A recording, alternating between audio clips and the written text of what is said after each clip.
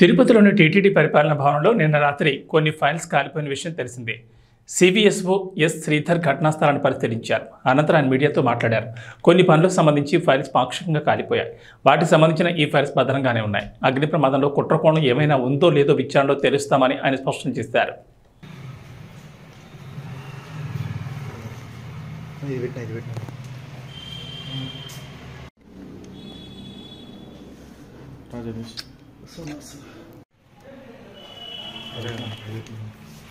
ఉన్నాయంటే దీంట్లో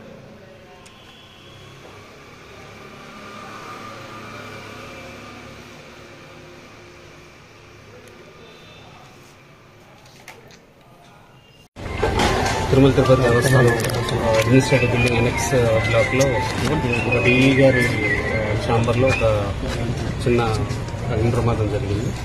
దానికి సంబంధించినంత వరకు వెంటనే పొగ బయటకు రావడంతో ఉన్న ఫైర్ స్టాఫ్ దాన్ని కంట్రోల్ చేయడం జరిగింది.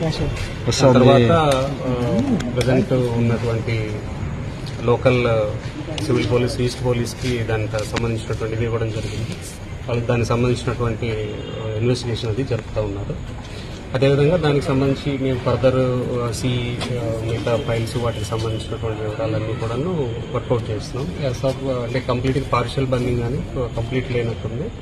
అది ప్రజెంట్ ఇన్వెస్టిగేషన్ జరుగుతుంది అన్ని కోణాల్లో.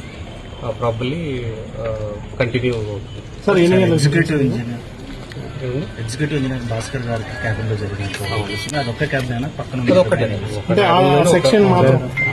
ఒక్క క్యాబిన్ లో అది కూడా పూజ దీని కింద ఉండేటటువంటి కింద ఉన్న టేబుల్ పేపర్ ఫైల్స్ అది పార్షియల్ బండింగ్ కనిపిస్తుంది.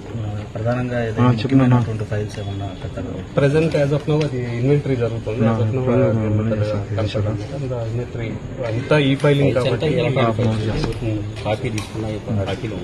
అంటే ఏ సెక్షన్ సంబంధించి రోడ్లా లేకపోతే గోవిందరావు స్వామి